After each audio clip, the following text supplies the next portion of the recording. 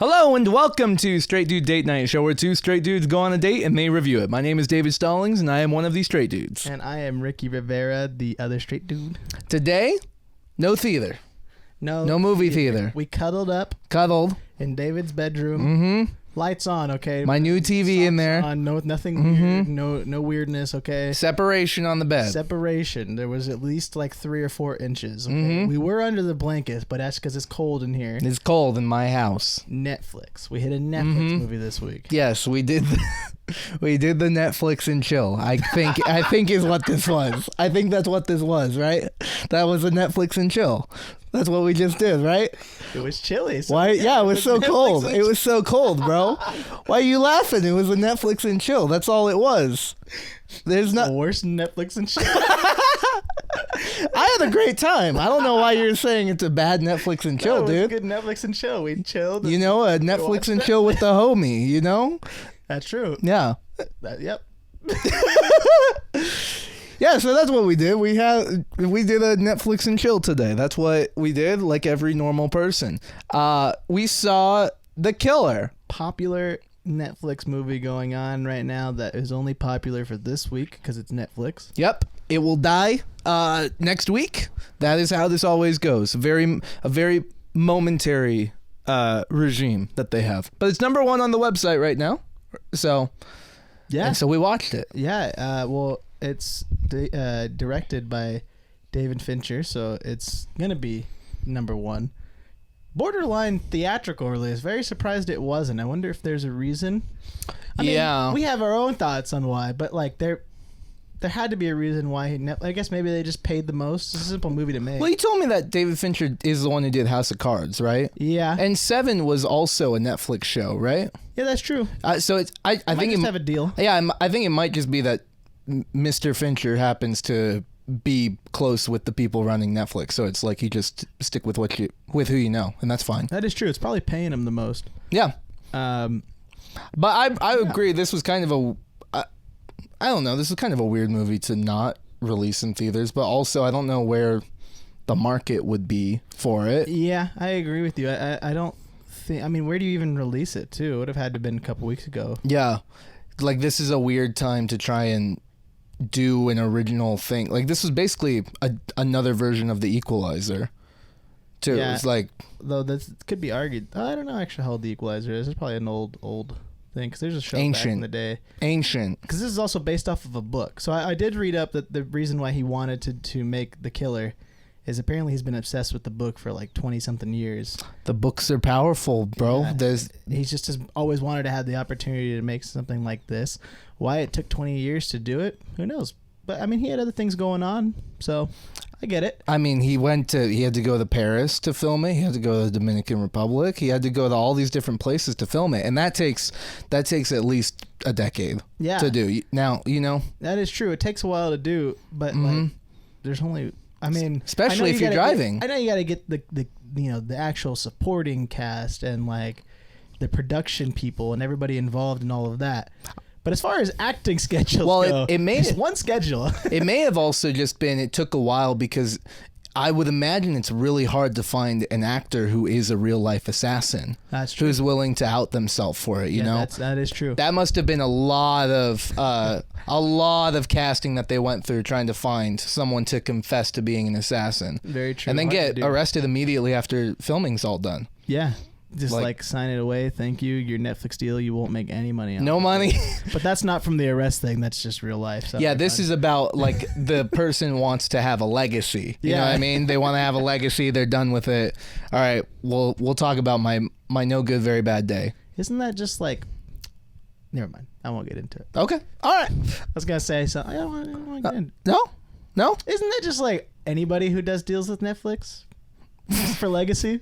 At this point, like, you know, I didn't want to get too political, but like, you know, can you elaborate? What do you mean? I just feel like, you know, when you do Netflix content, like I feel like when you move to like I do streaming content, you know, for the streaming platforms, it's usually when you're on like a bit of a decline in your career. I don't know about that. I feel like I don't know. It seems like there's more freedom for the creators. Yeah. with Netflix.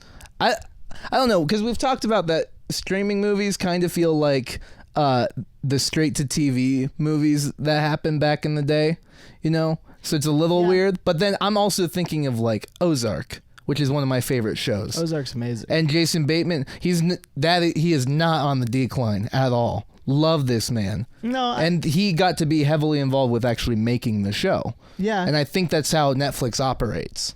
Yeah, I just feel like for streaming platforms like that, usually it just takes a while for those things to take off. Mm. Like, you know what I mean? Like, it's very rare when you come across something that pops off initially. Yeah. Because I feel like even with Ozark, I didn't really start seeing the hype around it until like season 2 or 3. Yeah. Because we were obviously hyped because we like Jason Bateman. Yes. But as far as like everybody being excited and seeing commercials for it and stuff like that, it wasn't until later in the seasons. Mm-hmm. I know that that's most TV shows, but with Netflix, it's especially different because it just takes you a while. It's like right there. It's kind of weird, you know? It's like the movie theater, you feel like you have to go see it right now before it gets out of the theater. Mm-hmm. As to where with the streaming, you're like, yeah, just watch it while I'm working. It'll come up. Weeks. I'll do it when I do it. We got to get through that first. Yeah.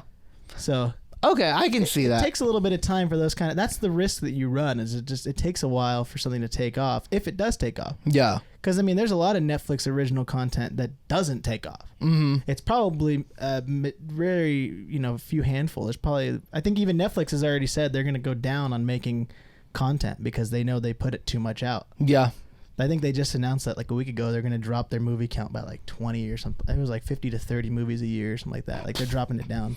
That's crazy, man. Hopefully it makes sense. Hopefully that ups the quality. Yeah, that's probably the goal. Mm-hmm. That has to be the goal because Netflix is the only one where they have such a wide variety of original shows, but you don't really know about them because there's so much. Yeah. As compared to like something like Amazon, every show that they have coming out because they put out 3 a year. Mm-hmm. And they put way too much money. And they take forever on all of their shows. Yeah, they're like Lord of the Rings.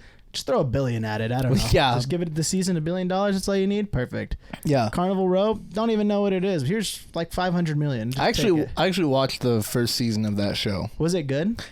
I remember it being interesting. I know it's like really high quality. Yeah. It was solid. It was weird to see Orlando Bloom. Yeah. I feel like Orlando Bloom is just that person of anytime I see him now, it's just weird. Yeah. But I remember enjoying it, but also being somewhat confused because it was like a high fantasy setting, and that's always... It looked confusing. Yeah, it was. I didn't watch it. I saw the trailer, and I was like, I think I'm going to be lost the whole time. Yeah. Yeah, no, I was a bit lost during it, but maybe I wasn't paying that much attention. I don't know. Yeah, we'll see. But it was definitely good quality. I remember that. Yeah. Sorry, side tangent. Sorry, yeah, we saw a movie. This one, The Killer. I'll go into it real quick so you know what I'm talking about, what we're talking about. Very simple. The Killer. The Killer is Michael Fassbender, and he is a well-trained assassin, and he treats it just like a day job, and he's extremely methodical and logical about how the day is run, and he has a bad day. He has an off day, kills the wrong person, and there are consequences to that, such as people trying to kill him, but instead hurting his wife or friend, whatever it was, and then him going on basically a revenge quest to, yeah, think of it as like a noir John Wick, but instead of a dog, it's his girlfriend wife. Yeah, that's exactly what I thought of with this, bro. It's just like a noir kind of thriller in that sense. It felt like a book, just the way it was narrated and the way they wrote the script. I mean, you can just definitely tell it's based off of a book. Yeah, but it just, I kind of like that for the beginning, like chapter 1, which the movie was separated into 6 chapters. Chapter 1 was like really cool with that style of doing the narration over just his normal day as he's prepping for this assassination, and it was a cool style, and it got me hooked.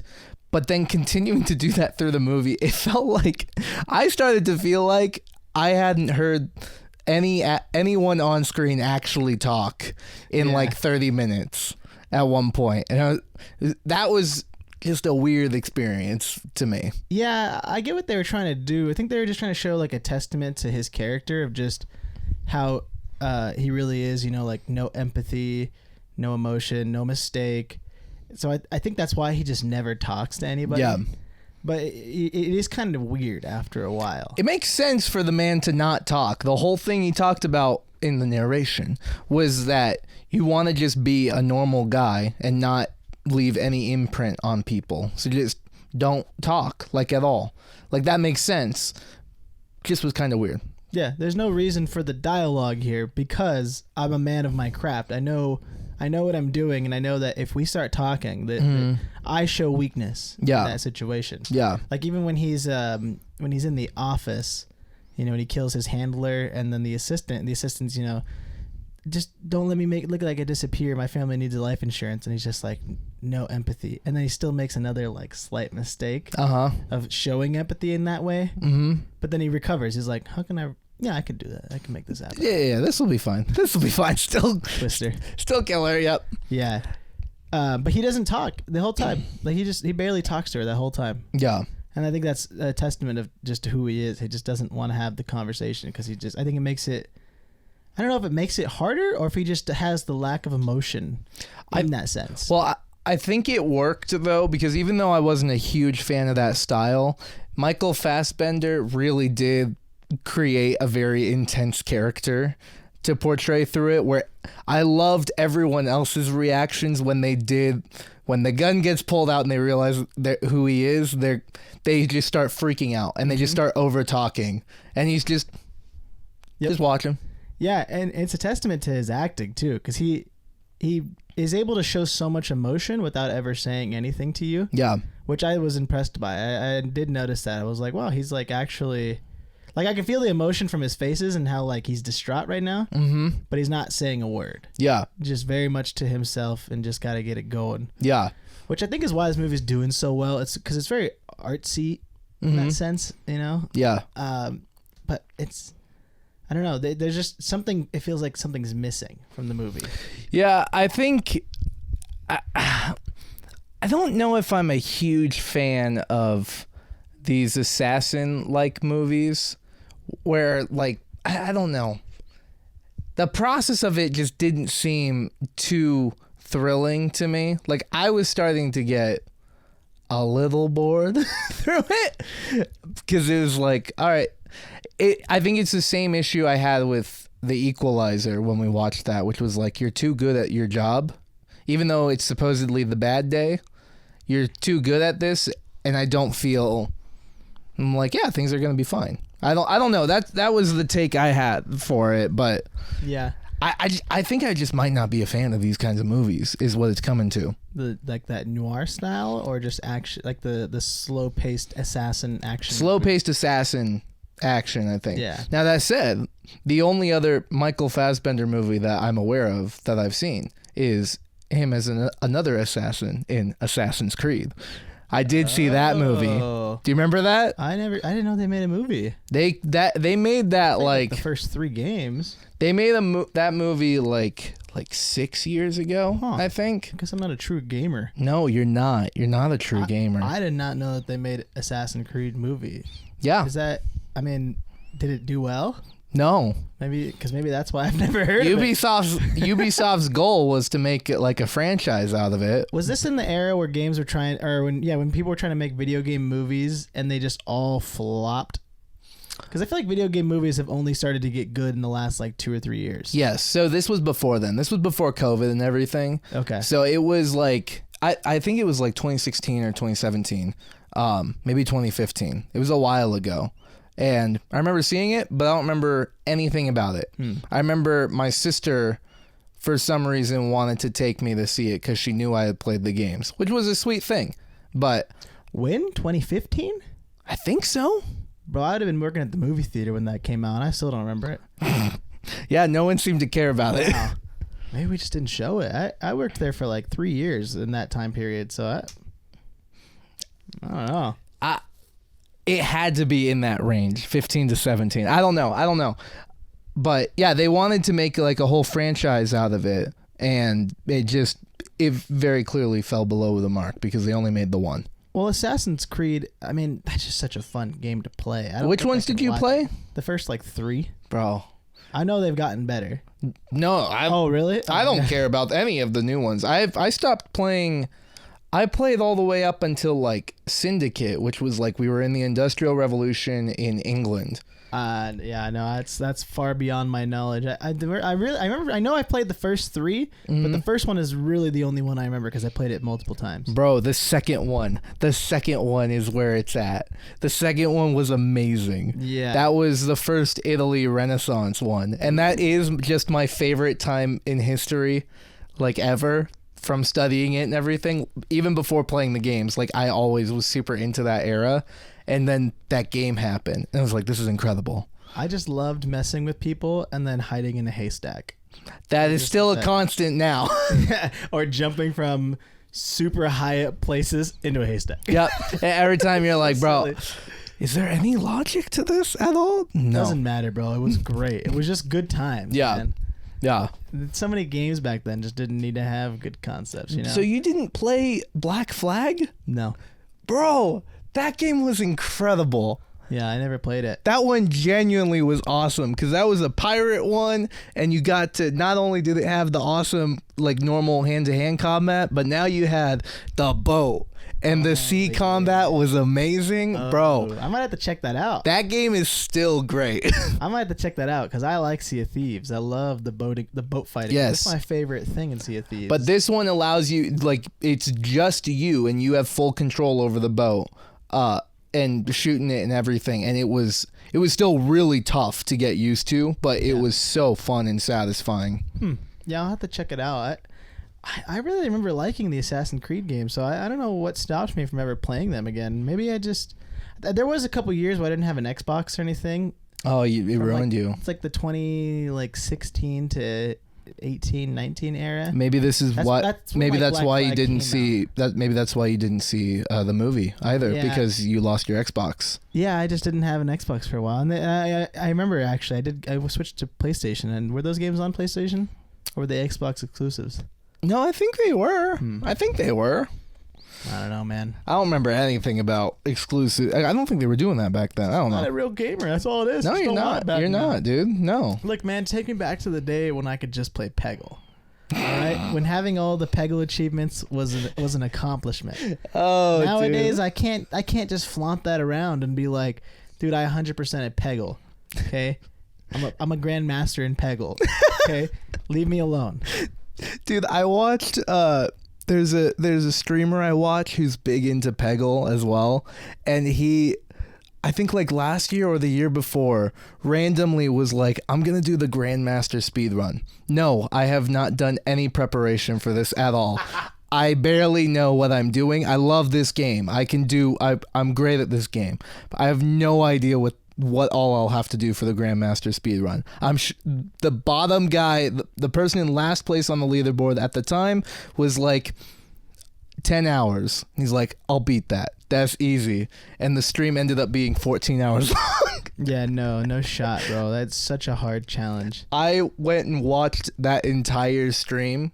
I was going through his archive. I watched the entire thing, and the amount of delusion this man went into, like The perfect run. just insanity that he started, like he was going crazy trying to do this speed run. It was hilarious, bro. So you should do that. There was I only think I remember being able to do all that stuff on Xbox because there was like a way where you could restart the 360 back in the day. Okay. It was something with like switching accounts or having to restart your 360 that would just keep the game like saved where it was, and you could come back and do it. But I mean, obviously, you can't do that in a speed run. No. No, That's illegal. You'll go to jail. Yeah, unless you're critical, then it's True. Yeah. that's not allowed. If you're critical, it's allowed. I think you should do. I think we should stream, and you should do the Grandmaster speed run. I'd be terrible at it, bro. My Peggle skills are out the roof. It'd be I was great. playing it again a couple weeks ago, and I was just like, man, I'm so bad at this game now. I'm so trash at it. I can only play it to impress on the little kiosk that you get at like restaurants. Oh my You know what I'm gosh. talking Yeah, about? yeah, You yeah. get, like a Chili's and it has little games. I'm like, I could beat people on Peggle on there, but that's about the extent of Yeah. my Peggle skills these days. But Yeah, I've not played that in a while. it's just a pointless gamer, man. Like Peggle, Tetris. I still get down on Tetris. You know this. Really? We know this. I go in on some Tetris. Bro, Tetris 99, loved it. Is that the Battle Royale one? Yeah, loved it, bro. I love Tetris. All my homies know I love Tetris. I don't remember the last time I played Tetris, bro. Bro. That seems like such an old person game. Oh, I can't say that. no. I'm playing chess. So No, bro, it's so intense. It gets so fast paced too. It's so fun. You got to play Tetris Connected. It's the newest one that they have out, and it's just it's bliss and stress all in the same boat, bro. It's so nice. it's okay, all right. I'll show you a clip after this, man. It's so fun. It's just you're playing Tetris and there's music going on, but the blocks go with the music and the effects happening in the background. So it's like when Okay. you slam down a piece, it adds to the beat that you're listening to, and then as you start going, the music progresses. The more you play, and the Okay. harder it gets, the more intense the music gets, and then it'll cool down and it'll change genres, and you just keep going. It's so fun. There's a city. I'll show you. The city level is my favorite. It's all like jazz, and you're in like the streets of New York. Oh, it's jazz? When you move the block around, then you move the block around and it makes all this little piano. It's dude, it's so fun. all right. I love Tetris. I could seriously sit here and give you all the Tetris strats. It's just All the Tetris strats. bro. Is there you an got- insane amount Oh, for that bro, game? You gotta watch the friggin' the championships. That's where it's at, bro. The Tetris competitions. There's Yeah, Tetris. Of course, there's Tetris competitions, Okay. bro. It's fun. So there's Tetris esports players too? Kinda. I think it's just that like random like E3 conventions that they'll do. They'll just like host like the world championship Tetris. Do they even do? I don't think they do E3 anymore. No, it's been a while. I don't know Yeah. the last time there was a Tetris competition. I mean, with COVID, I kind of lost track of all that because it's like all that stuff. Yeah, got the Tetris canceled. community was in shambles It was because in of shambles, because of it's more COVID. fun when you're face to face. Right. You Mhm. know, you gotta look your team, your guy in the eye, and just be like, I'm gonna beat you at this. I'm gonna beat you. Like you're gonna lose. To I'm me. gonna It's beat you. Tetris. I'm gonna T-spin the out of you. So when they arrive, do all the players like line up 1-to-1 with other people and then go, I'm gonna beat you, and then the line moves and they all say it again, I'm gonna beat you, and No, then the they- line they- moves no, one. They gotta like configure their way into the line. Oh, I see. Yeah. right. I'm telling you, man. You look at those boards, and if you're not a Tetris player, it's stressful to watch. But if you know what they're like setting up, you're like, oh, that's gonna be satisfying. Oh, I see it. I I see see it. I see it, and then they crank that little T-spin in there, and you're like, Bliss. it's nice. That all right. Well, Tetris knowledge again. This is why I can't be a modern day gamer. Because I play games nowadays, and I'm like, what's going on? nah, dude, that's just your brand. You can be a gamer and you're the Tetris guy. Yeah, I look you know? at games like Baldur's Gate, and I'm like, bro, that's a lot. No, There's couldn't be me. Tetris. Couldn't be me. That's a lot of work. I love D&D. Baldur's Gate, I probably will not play for a very, very, very long time. I would love to get into Baldur's Gate if I A, had the time to do it, Mm-hmm. and B, had the processing power on my computer to do it. Because I know for a fact that game will not run on my computer. Right, yeah. I have such a low grade, just terrible graphics card that this thing will not run. It's bad. Oh, man. Yeah. We saw We saw the movie. Yeah, we saw the movie. The Killer. Yeah, it's side tangent. I don't even know how I got there. This movie... okay, we got to talk about the soundtrack, because the soundtrack is a big part of this movie, Mm-hmm. and it's just like 3 Smith songs that just play over and over, and it's good. If you like Is that your point on it? Is that I mean, if you we like gotta the talk. Smiths, We gotta talk about the soundtrack. It's good. look, the Smiths fans out there are just it's one of those markets where it's like you either don't know who the Smiths are or you love them. Like that's just how most people are. They love the Smiths. It just reminds them of their peak, 90s days. Well, It's I'm in the other boat. I have no idea. Exactly. I had no idea. It's hard to meet people who are like, oh, I know the Smiths. I hate that band. You know what I mean? It's like it's not a very big. It's just most people, they like it or they just never heard of it. Yeah. I don't know. I mean, I liked what they did of especially in the first scene, I don't recall if they did it again, but having the music going in and out of like the music is blaring in the audio and then we cut out from his perspective and now it's dampened as if you're hearing it through someone else's headphones and going back and forth. That was really cool, but like I just thought that was a style.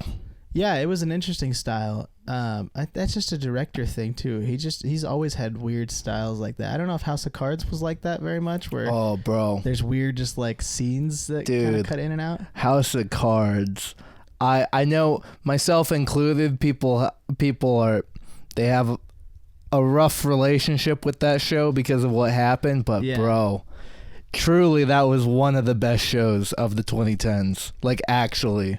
And it's so unfortunate that, justifiably so, they had to just ruin the show at the end. Like, not much you can do about that, huh? Nope. You know, when you're just an awful person, like, yeah, we should cut that.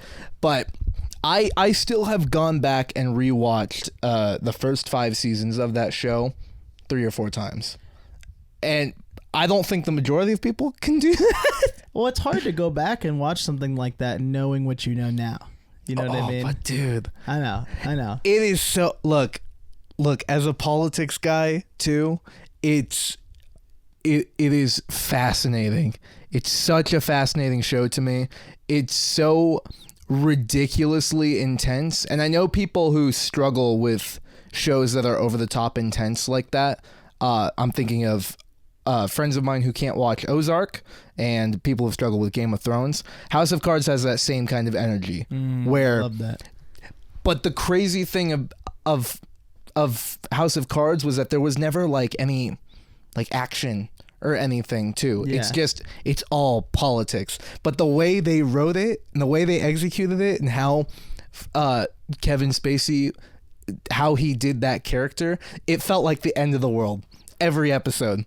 And they're trying to get an education bill through. End of the world right now if we don't get this. And it was bizarre. I'd be interested to check it out. I don't think I like the political aspect of it. I love the intense shows like that. Mm-hmm. You know what I mean? Like Ozarks, I love the intensity of Ozarks. Yeah. It's just even though there's really not much happening at certain times, you know, in the background though, like this is Wendy Bird's just driving, whatever, being a bird lady. Yeah. But like her family is also at risk of dying at this current moment. Mm-hmm. You know what I mean? Yeah. Like if she doesn't just go and talk to this politician to get something done, her family will literally just die. Well, I think that's why I found House of Cards to be so fascinating, because there's not the threat, the like looming threat of like we will die through this at some point. Like that is not the driving point of the show. The driving point of that show is simply just pursuing power because I want it.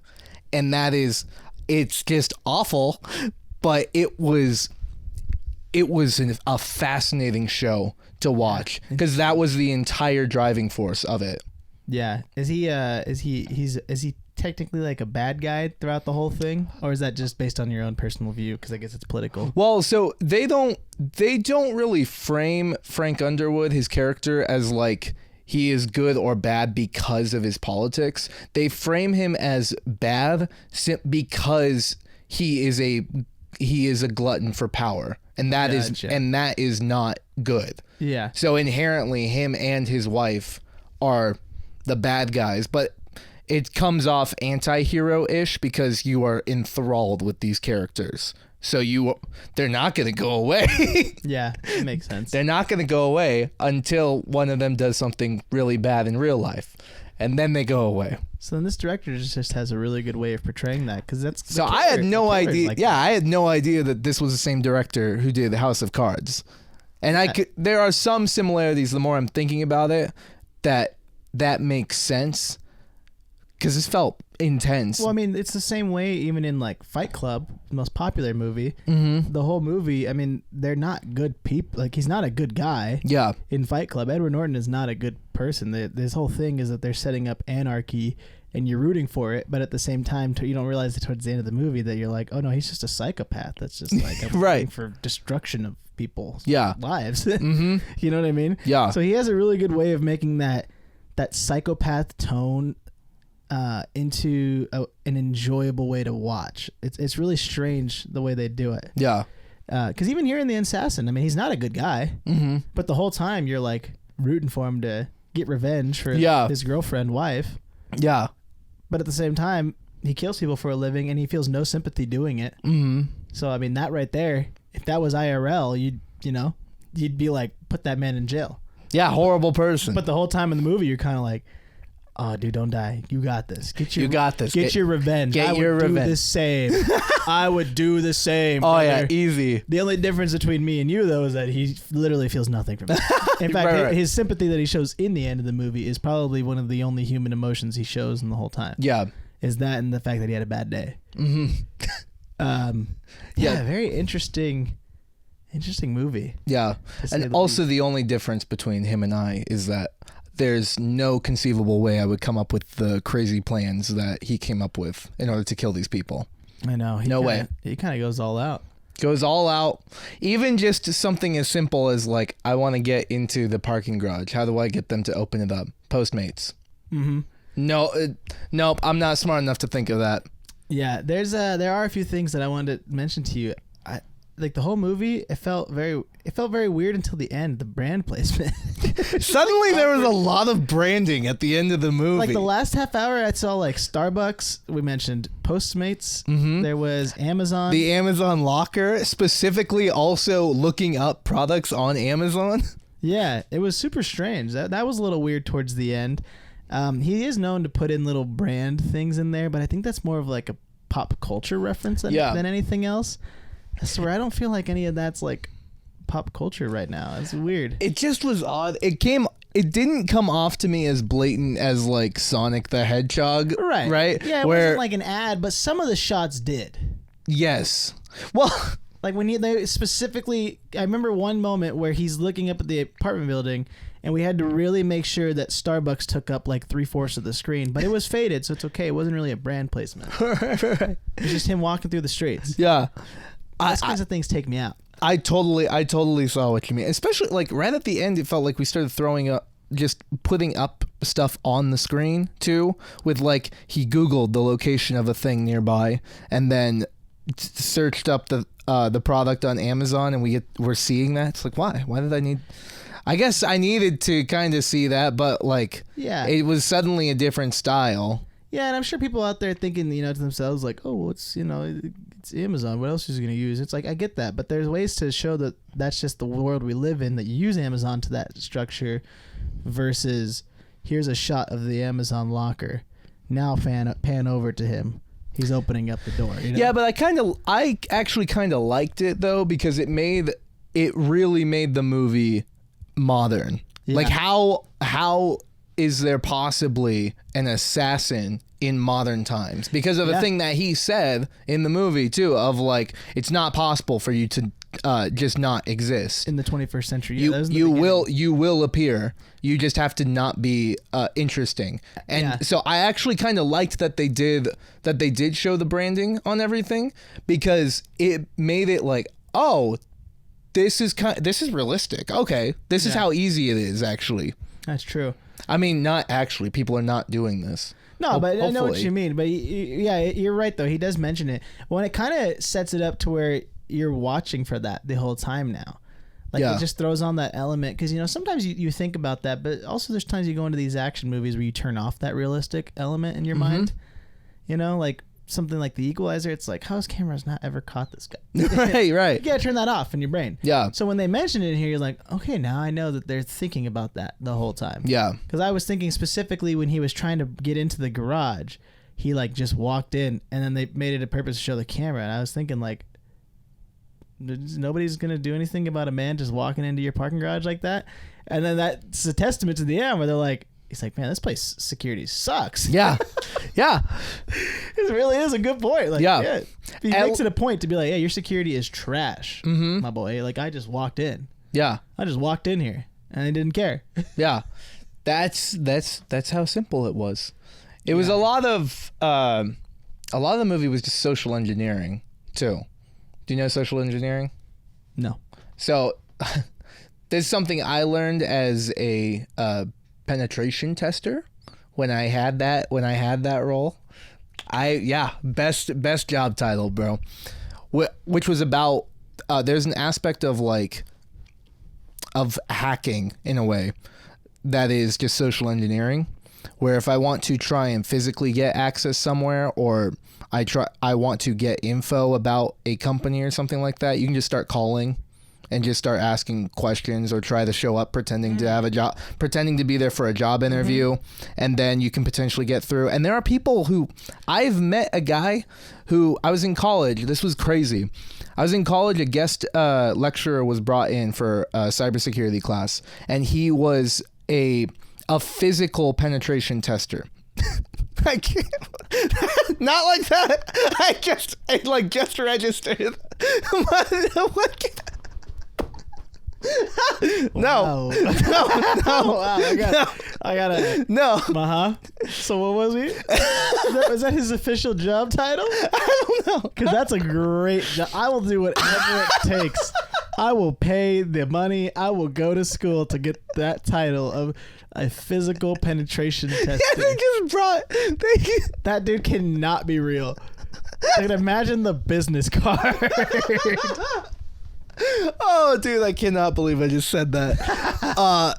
But yes, he was a penetration tester. But the style of it was, he actually worked for the government, and his entire job was to break into government facilities and see how far he could get without actually like breaking in. How far could he, as a normal person, just get through the facility? Yeah. And so it ended up being like hospitals and stuff that he would be tasked with going through. And no one there would know who he was or that a test was going on. And he would end up like in surgery rooms and like just everywhere he shouldn't be. That was his entire job, was just to report on how easy was it for him, a normal guy, to just get through the entire facility. Yeah, that is a common problem. That's something I always think to myself when I'm thinking about like security or just any sort of, I guess law enforcement's the wrong word I'm looking for, but just that kind of high level security, like high level threat, like you're talking about like hospitals or government facilities. And I think to myself so often of like, for most of these people, it's just a job.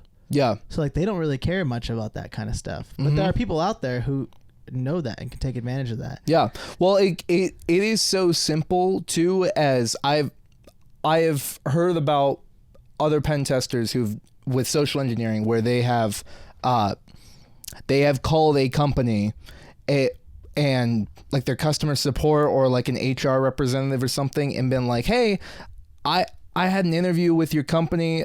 I'm considering options right now, but I wanted to know, because if I do get selected for this job, is there any like food or like good places to eat around there that for lunch that I can do so I don't have to bring my own meal?" And then the person might rattle off a few places, and it's like, for the person who just called, it's like, okay, so the employees usually show up at these places during lunch around there. I can go there. They likely will have their badges on them, and a lot of time people leave badges on while they go to a place, and there is ways to quickly try like copy it and clone a badge. That's crazy. Yeah. This same thing that you're talking about, social engineering, I have heard of it now that you talk about it. It just happened a few weeks ago in Vegas. I don't know if you heard about this with the MGM. With that big hack that happened? Yeah. Yes. Yeah, so the big hack that happened where somebody hacked all of MGM's services and held all of their online stuff hostage. Yep. It was confirmed that it was the simplest way they did it. They came out and said how they did it. They were like, "We just called your IT help desk, said I was an employee trying to get on my computer, and they gave me all the information I needed." Isn't that crazy? Yeah. Like, it was that simple. Yeah. It was that simple for him to just be like, "Yeah, I just called IT and just said, yeah, I'm having trouble logging on." Yeah. And they gave me everything I needed to get in. And so now I'm holding your whole entire software hostage. Good luck. Yep. That's insane. Like, that's so scary how, and that's the thing, that IT guy is probably just thinking like, I just work from home for IT Yeah. for MGM. Like, I'm just a nobody here. Yeah. Whatever. Here's your login, bud. Pass it on. Doesn't matter. They gave me all the stuff to confirm who they are. Yeah, and I'm not saying that that's everybody in those job scenarios, but you got to remember, every job out there has somebody in it where it's just a job to them. Yeah. I mean, even down to like the military, it's not like a disrespectful thing. There are literally people out there who they just do it because it's a job. job. Yeah. Because it's like, oh, the benefits are good, so I'll just do it. Yeah. It's like, like not every job has passion workers like that. Yeah. And that's the scary thing that you're talking about, where it's just like, man, you could just get into that quick and hold all of MGM hostage. Yeah, dude, that's social engineering. I've had mentors who were very adamant about like, no, you need to keep this stuff in mind because you're gonna use it, but also like as an employee of a company, you need to keep this in mind and teach other people about it. Yeah. It was wild to learn about because that seemed almost more powerful than just like normal cybersecurity hacking at times. Wow, that's so cool. Yeah. Yeah, that's a good way that they used that in the movie there. That was an interesting tactic. Yes, sir. Yeah, it was so I liked that part. All that to say, I liked that part. That it was just social engineering on how he got into these places. I did one of my favorite moments is when he's on Amazon and he's searching up like card fob. Yeah. Scanners. Yeah. It's just like that simple. Yep. So that was funny. I laughed. I was like, yeah, I laughed at that too. It was great. Just Amazon searching out a hack like, yeah. I just card fob swap. Yep. Yeah, why do I need to make it harder than it is, Yeah. I don't need to do anything else. I really liked the concept of the handling system, where it's like, okay, you made this mistake, and then it's later on revealed that the buyer, the man who hired them for the job, was offered an insurance policy. Yeah. And it was like, in this very rare case where we missed the mark, there's your insurance policy. Do you want to take it or not? And the guy has no clue what that means. Yeah. But in the hitman world, it's, I'm going to kill him. Right. We're going to send a hit on him because he knows too much. Yeah. I did like seeing some of the intricacies behind it. That was interesting. Yeah. That's always been a favorite of mine. Even in like John Wick when they do that too. It's fun seeing how the hitman society. Yeah, seeing what the world is around them that makes the assassin able to do his work and get the jobs. That was cool. So I loved that. Everything that went down in that office with the main handler guy, and we were learning more during that interaction, I loved. Yeah. Yeah. And I think that's why he spares him at the end, because he realizes, like, you're right. You were just doing a job. I was just doing a job. This is just what happens. My bad. I love that he just showed up and was like, do we have a problem? Yeah. Like 2 hours of build up to this moment, and it's everything that we just did was all so he could get to the original buyer and be like, do we have a problem? Like, no killing immediately, nothing, just you put out a hit on me. Like, yeah. Well, no, I don't have a problem. I think that girl's story, the last person he kills, the story where she talks about the bear and the hunter keeps coming back out to kill the bear and fails each time. I kind of see that setting up of the story as well, where it's like, okay, so he's killed the guy who drove the people who could have just not drove them or left and got help, but instead he just took the money. He killed the people who who tried to kill him and his girlfriend. And I think he's starting to realize towards the end that there was some wisdom in what she was saying, in that the last person he kills will actually shoot him in the foot. Yeah. Because it will be strictly out of pure emotion for killing the buyer. Yeah. Like, his only sole purpose of killing the buyer is out of pure rage and emotion, and he's gotten lucky the other 4 times he did it. Yeah. He's gotten lucky that he hasn't been caught because he's doing it out of his normal routine of killing. Yeah. And so he's realizing this dude is actually some high grade stuff. Yeah. Like, if this guy dies, it will be known. The other 3 people I killed, they were already killers. They're nobody. Low value. But this guy, if he dies, people will come looking for answers, and I can't risk it this time. Yeah. So I think that was a really cool little like plot development in there that he kind of realizes, and I just love the threat he leaves him with of like, it was this easy for me to get in. Yeah, I'll do it again. I could do it again. I'll do it again. Wherever you are, I'll do it again. And I'm not going to make it. I can make it, and that's why he tells him too. He's like, I can make it a slow death too, so it doesn't even trace back to me. Right. I'm already thinking of ways I could do it. But just know I'm out. Yeah. It's too much of a risk for me. Peace. Oh man. Yeah, that was an interesting little tidbit there. Yeah. All in all, it was interesting. So that said, do you want a banana? Plug it into the banana meter. Plug it into the banana meter. there's the minions over there. There they are. There they are. Hang around. If you're new to the show, this is what we do. We get the minions to come and bring the banana meter. And Our enthusiasm about the banana meter and the minions. It's the video. It's hard to. I know. I'm just saying. It seems like there's nothing against you guys over there. No, okay, nothing against you guys. Our enthusiasm about all these minions seems to be dwindling with each week. It's just not as fun when they live in your closet. Like, it was nice when they lived in the attic at the old house. Yeah, but, like, yeah. This one, it's just like they're kind of like sad. We might need to let them go at some point. No, they're staying forever. Okay, all right. I get back there. I saw you trying to run. Wow, that was really mean. I think he needs to use the bathroom, but no. Okay. So we have a little bucket in there. Okay, set it up for a reason. Guys, it's hard to find good help. Yeah, that's why we got the minions. Yeah.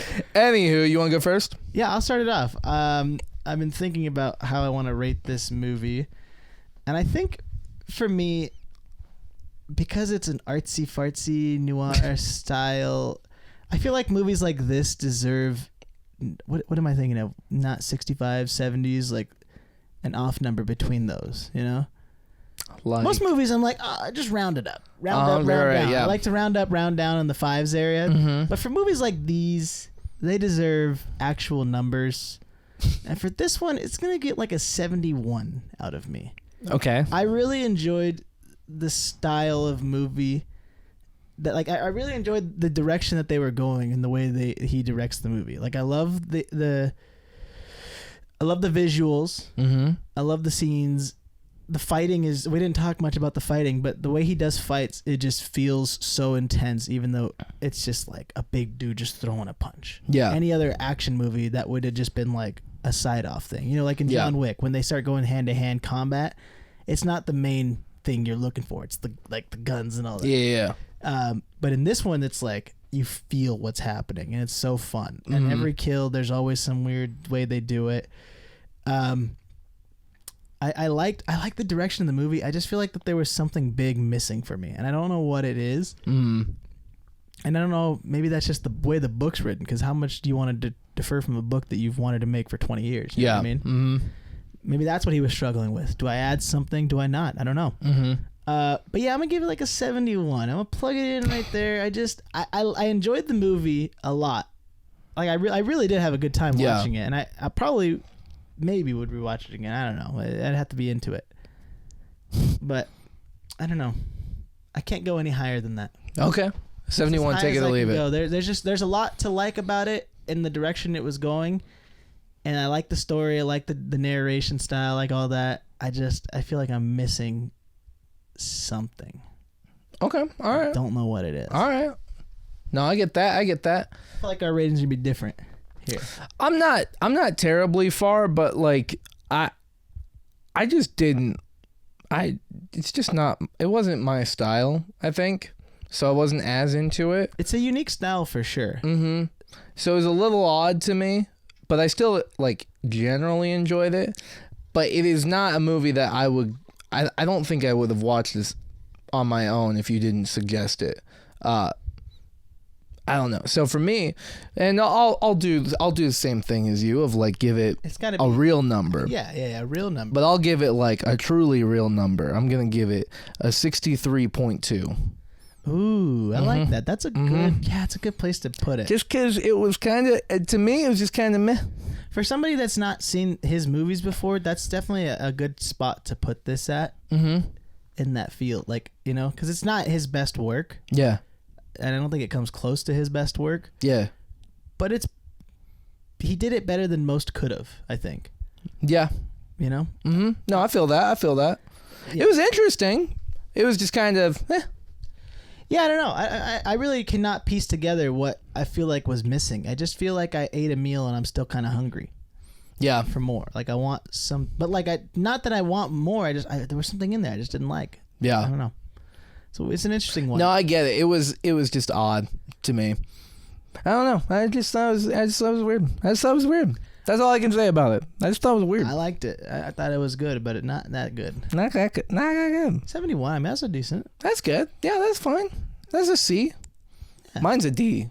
So I like this in a D plus territory. Combined, D plus, D plus. somewhere in the mid to high 60s. I like that. That's a good place to put it in this. Yeah, Perfect. I like that a lot actually. Perfect. All right, well, that's it. Thank you so much for listening to Straight Dude Date Night. We do hope you enjoy. As always, be sure to like, comment, or subscribe on YouTube, and leave a review on Apple Podcasts or Spotify if you listen there.